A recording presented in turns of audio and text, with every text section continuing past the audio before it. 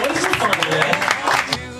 And I gotta be honest with you, it was very difficult to get a guest tonight. It was very hard at 11 o'clock last night to find guys in that locker room underneath Cincinnati Stadium last night with a sense of humor, but give it up for the great Gary Stills back with us to start the season.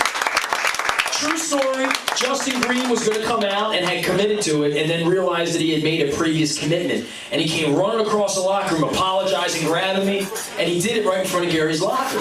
And Gary looks up and says, "What you need?" I said, "I need a guest." And you said, "I'm there." And that's it. That's the kind of guy Gary Stills is. I thought about it a little bit because it's used, but I got your back.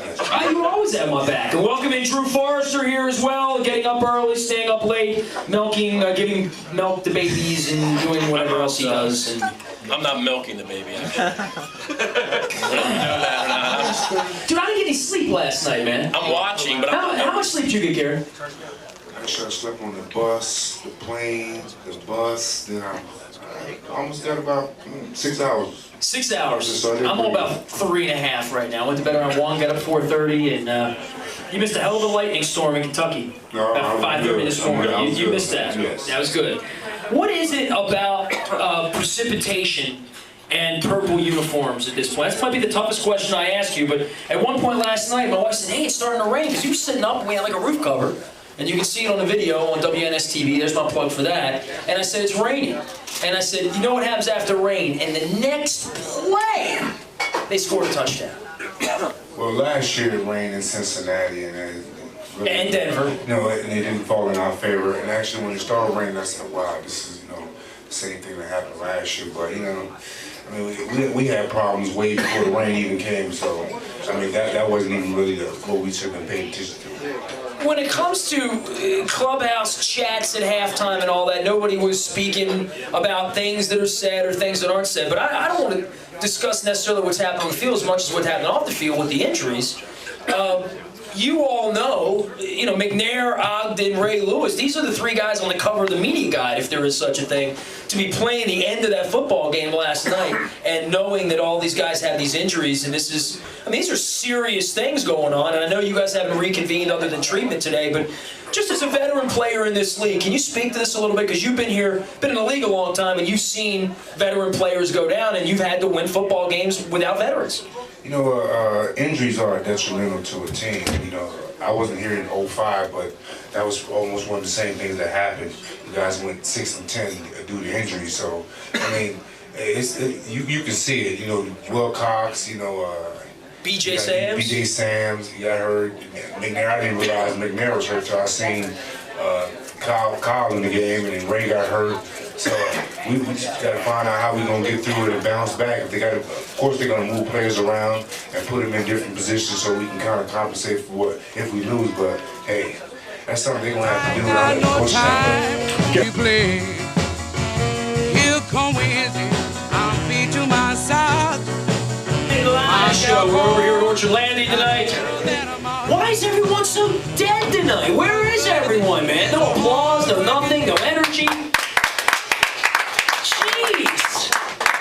You would think we were all up late, got up early. You think that Gary Stills played like 4 quarters of football last night, and Drew was up blogging at 1 in the morning and feeding babies and getting up at 5 in the morning, right? 4:30. 4:30.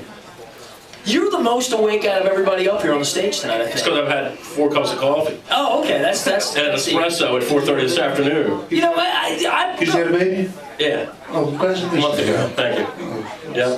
And by the way, 12 pounds, 8 ounces today. Man. So he might be on my back. I got an issue I want to bring up right now publicly with Drew. Now, everybody knows Drew's wife has some relatives that, yins are from out west. From downtown.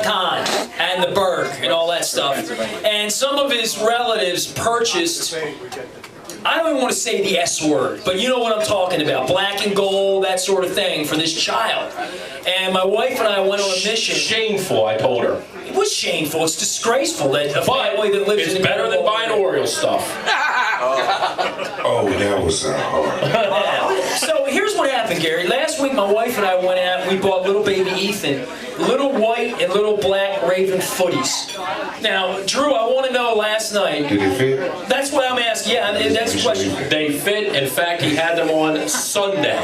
Black or white? The white ones. All right, he's wearing the black ones next week because the white ones didn't work out so good He wore last the night. white ones Sunday, has not donned the black ones yet, but he will. So the kid didn't have these on at game time last night? No, I don't know if you know. What kind of household you running over there? Gary, come on. I don't know if you know this or not. They eat, they sleep, and they poop. I live by myself, so I don't know. You married, right? Yeah.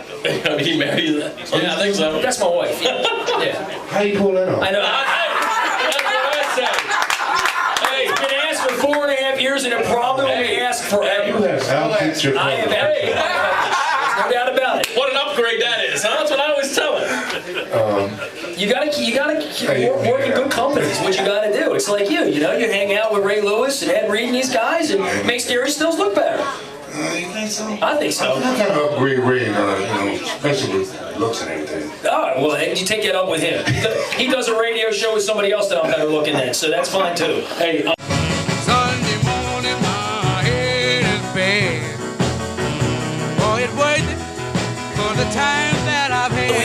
And Gary said, I got you back out there. And then you said, can I bring my grandmother? I said, of course you can bring your grandmother.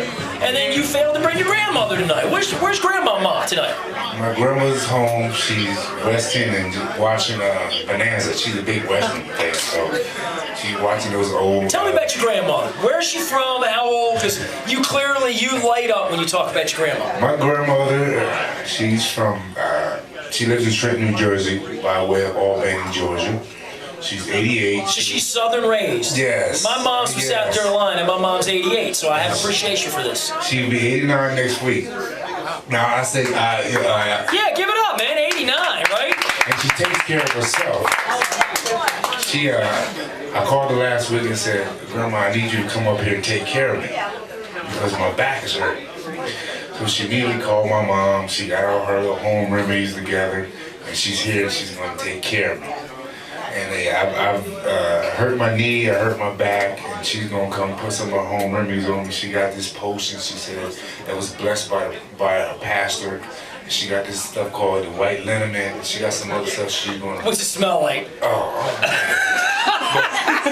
You know what? I don't even care. As long as I can go out and run 100 miles an hour, I'll smell like being gay all day long. You feel in your age, I mean, you feel year after. It's one thing I hear from veteran players is that if you could play every 2 weeks, it would be no problem. It's just that 7-day thing, I feel my age mentally, but not physically. Like I go out there with so much confidence mentally that it's, more confidence than ever. But physical, I feel like a young guy sometimes. Let's talk about something. You talk about going out with confidence and bravado, but you got to have that to play in this league. And we were talking about Chad Johnson, whatever it takes to motivate him. Right. Ray Lewis has the thing that motivates him. Everybody gets motivated a different way. To see this kind of an injury happen in a league that happened the other day to this kid Everett, and he had some feeling today in his arms and legs, by the way. That's a great sign. But there's nothing like the brotherhood of football. And the best way I can tell you is I have a dear friend of mine who's loved football all his life, and he had a press pass with me about 7 years ago and was down on the field in Tennessee after one of the first Raven-Tennessee games, before there was even a rivalry. And he went down at the end, he saw everybody take the knee on the field. And he said, you know what, man, all this time I thought the Redskins hated the Cowboys and the Cowboys hated the Giants and the Giants hated... But at the end of the day, I know this because I'm in the inner workings of the game. There is a tremendous brotherhood amongst players who care for each other and all go through the same things. And as much as you're, quote-unquote, trying to kill each other out there, nobody wants anybody to get hurt. It's one big family, like you said about the brotherhood. But when somebody get hurt, you know how it feels, but you don't wish any harm on anybody. You want to play within the confines of your defense or your offense or your special teams, and everybody's going for the Super Bowl. It's just like living in one big house together, and everybody wants to get the first meal. Everybody wants to be the best here. Everybody wants to get in favor with the mother or with the father. But then if something happens, somebody come in and violate that family, then they have a problem.